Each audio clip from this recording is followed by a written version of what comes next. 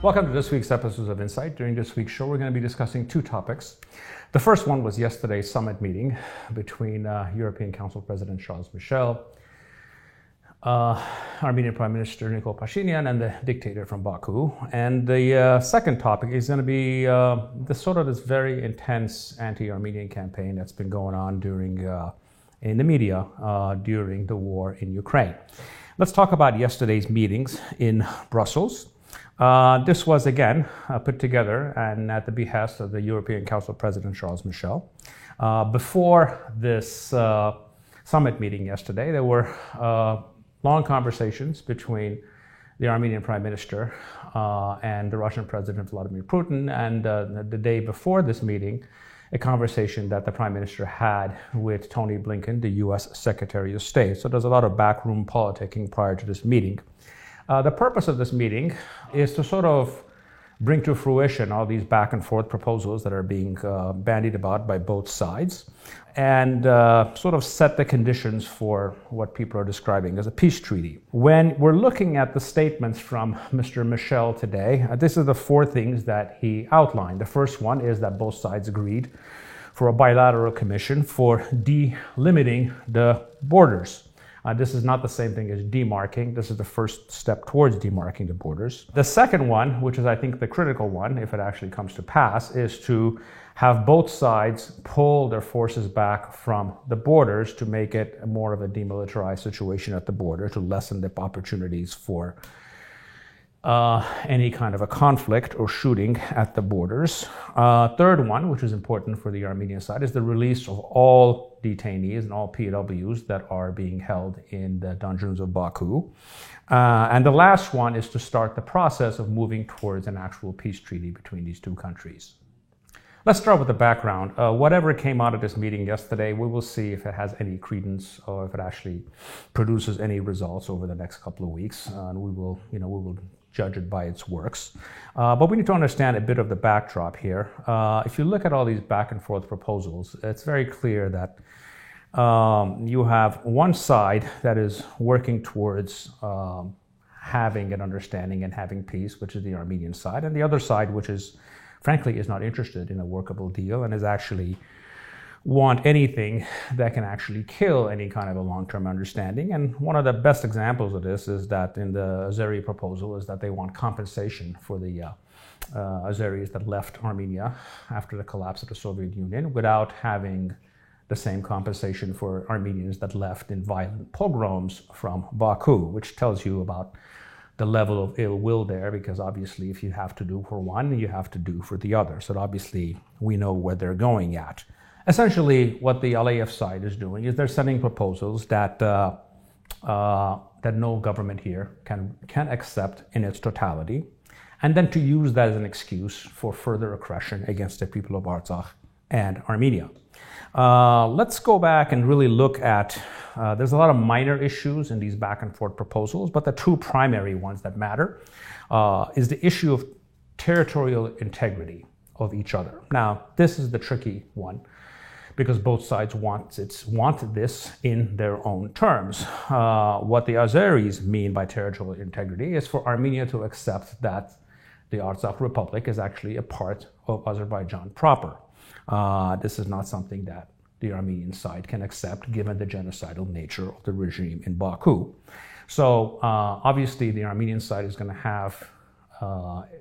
try to have an agreement on territorial integrity that leaves this question mark about Artsakh open, which is, by the way, the international community's position, because the international community's position, or the major countries in the world, that this is an unsolved issue that needs to be solved in a peaceful manner through negotiations and not to be imposed by one side or the other, while what the Aliyev regime wants is to use this as a stamp of approval that Armenia accept that Artsakh is part of Azeri territory.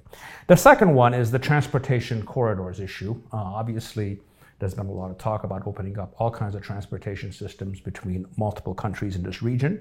And it's very clear that the Aliyev regime wants to create an absolute equivalency between Armenia's access to Artsakh and their access to Nakhchivan, because right now they have no control over the access road to Artsakh, that is controlled by Russian forces, and Armenians can come and go as to please without any interference or any approval by the Azeri regime. And I think what they're trying to do is to get the same in return through Sunik. If they're not going to get that, they want to cause problems in Armenia's ability to have consistent access to Artsakh. Now, why is it that the other side wants a war and not a settlement? And what I mean by other side is, frankly, it's the Aliyev or Erdogan regimes. So much of what Aliyev is pushing for is actually pushed behind the scenes by the Erdogan regimes for its own purposes. Are they doing this because they're simply bloodthirsty or irrational? Well, no. They certainly are bloodthirsty, but they are certainly not irrational. They want to go to war for the following reasons. The first one is right now they have the current military advantage, which is an advantage that could very well dissipate over time. Secondly, Russian forces, which are the main guarantors of the security situation in Artsakh and to some extent in Armenia, are distracted and stretched with the war going on in Ukraine. Thirdly, the world itself is distracted, especially the major powers, with what's going on in Ukraine. The fourth one, they fear, and Aliyev fears, that the current situation can become very well the established status quo, and he cannot reach his ultimate goal, which is the complete ethnic cleansing of Artsakh, because his goal is not to have peace or any kind of understanding. It is to get Artsakh back while having committed either ethnically cleansing the Armenians there or, if need be, committing genocide against them. I think what they fear, I think in his back of his mind, is as more time goes by, and I think he saw it in the reactions of their incursions 10 days ago, is that the world powers, frankly, don't care about this issue. What they really want is for this issue to go away. The only regional power that care about this issue, that wants to undo the current status quo, is Turkey for its own purposes. So this is his chance to achieve what he wants, which is ethnic cleansing, which he fears is going to become more difficult as time goes by.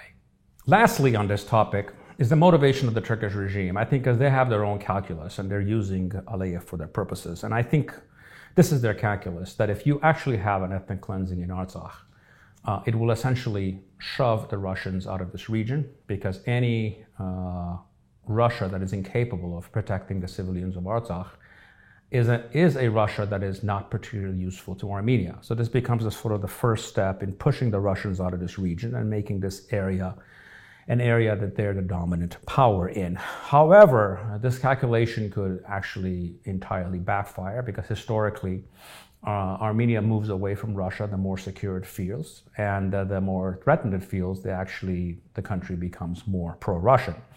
And such a catastrophe can have the effect of bringing to power in Armenia of people that are calling for union with Russia. And if people are scared enough or fearful enough, those forces will be the dominant ones in this country. So this could have a situation in which it could entirely blow back, and not only will you not push the Russians out of this area, you will have them at your borders on both sides of the Azeri border, and to the north and south of Georgia. So as with anything in politics, be careful what you wish for. Let's move on to the second topic of the week, which is what we're seeing clearly is this very intense propaganda campaign being carried out against Armenia during this current war in Ukraine. In fact, directly related to supposed Armenian actions in Ukraine. What do we know about this? There's a very consistent effort by media sources in Baku and Ankara, which is frankly quite ironic, because it was the Aliyev regime that signed a strategic agreement with Russia 2 days before the war started, and Erdogan is on the phone bragging about how he's going to help the Russians actually beat the sanctions by helping them sidestep sanctions. So they're the ones who are taking these positions, but they're trying to put on us this onus of being anti-Ukrainian or pro-Russian. So let's go over these cases one by one and what they're saying and how almost all of them are not true. The first one, which was designed to cause panic in Artsakh, that the Russian peacekeepers have left Artsakh to go fight in Ukraine. Again, totally not true. Second one, that Armenia has sent its armed forces to help the Russians in Ukraine. Again, completely not true. Third one, the Armenian Air Force has moved its Sukhoi 30 fighters to help the Russians in Ukraine. This became such an issue that actually the Armenian government took the military attaches in this region to tour to see that the Sukhoi 30s are actually still in Armenia. Now, what is ridiculous about this is because the Russian Air Force itself has not even fully engaged in Ukraine. In fact, they have done less sorties over this 40 days of war than the Americans did in Iraq over the first 3 days. So it's almost laughable that the Russian Air Force, which has not fully engaged in Ukraine, will need any help from another country, especially one with a small air force like Armenia's. And lastly, and this is the one that really caught my attention, is there's a story in the BBC, which is that Armenia is being used to take Syrians or Syrian mercenaries to go fight in Ukraine for Russian forces. And they have a map of, where people fly to. They land at the airport and they go. And again, there's absolutely no truth to this. What's interesting is this was in the BBC. Now, what are we seeing here is, the sort of a modern version of Cerberus, the sort of the three-headed guard dog of hell from Greek mythology, which is three forces working together. It's the Azeri media, Turkish media, and British media and intelligence services or defense services. Why is this relevant? Why is the British role relevant? Is because the Azeri and Turkish media, frankly, are a joke. Most of the reporters are simply stenographers for power. They don't challenge anything. No one takes any newspaper in Aliyev's kingdom or under the Erdogan regime seriously. Almost every good reporter in both of those countries is either in jail or abroad. So their media is a joke. Where UK media comes in is because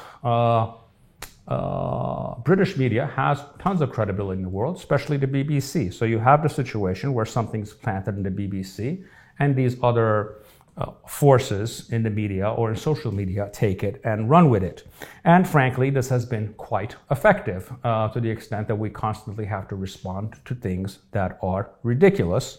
While at the same time, there are obviously people inside of the Ukrainian government that are quite favorable to Baku, whether they're on their payroll or not, nobody knows, but there are obviously plenty of pro-Aliyev forces within the current Ukrainian government that are helping them in this process. Let's move on to the British state and their media actors that are engaging in this nefarious activity. All I can tell you is this, is that any state like yours, which is actually enabling the murder of hundreds of thousands of people in Yemen and actually starving millions, and a country that has been part and parcel of destroying Iraq, Libya, Afghanistan, and I can go on, is in no position to pass any judgment on other aggressor states like Putin's Russia, much less on a democratic state like Armenia, that in its history has never robbed or oppressed any other people, and has never stolen anything from any other people. Lastly, and most importantly, you're not fooling anyone here. We know what you're doing, who you're doing it with, and for what purpose you're doing it, and most importantly, for which two states you work and act as the devil's handmaiden. Thank you for joining me in this week's episode of Insights. So fuck your Union Jack, we want a country back.